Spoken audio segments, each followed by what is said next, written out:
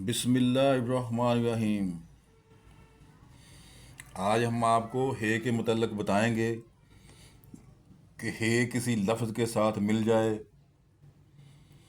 تو اس کی شکل کس طرح بدلتی ہے۔ ٹھیک ہے، اب دیکھیں یہ ہے اور دال لکھا ہوا ہے حد، ٹھیک ہے۔ یہ ہے کا صرف ایک دندانہ بنا ہے، ٹھیک ہے۔ کیوں بنا ہے؟ چونکہ ہے کے فوراً بعد ہم اوپر گئے۔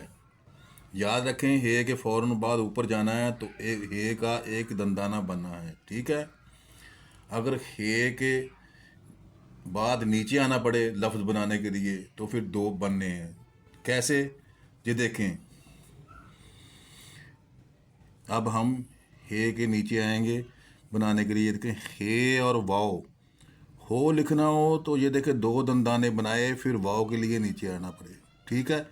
یہ ہے کے دو بن گئے کیونکہ واؤ ہے، ٹھیک ہے، نیچے آنا پڑا ہے لکھنے کے لیے۔ تو اسی طرح اور لفظ دیکھیں، ہم لکھنا ہو ہے کے دو دندانے بنائے کیونکہ ہمیں نیچے آنا پڑ رہا ہے، ٹھیک ہے۔ اسی طرح ہمیں دیکھیں ہے کے دو بنے دندانے، میم، یہ اور یہ نون گنا، ٹھیک ہے۔ یہ دیکھیں دو بن گئے، یہ بھی۔ پھر یاد کر لیں، اچھی طرح ذہن نشین کر لیں کہ ہے کے فوراً نیچے اگر لفظ بنانا ہے نا آگے تو پھر ہے کے دو دندانے بننے ہیں۔ اگر ہے کے اوپر جانا پڑے جس طرح حد ہے تو پھر صرف ایک بنے گا دندانہ۔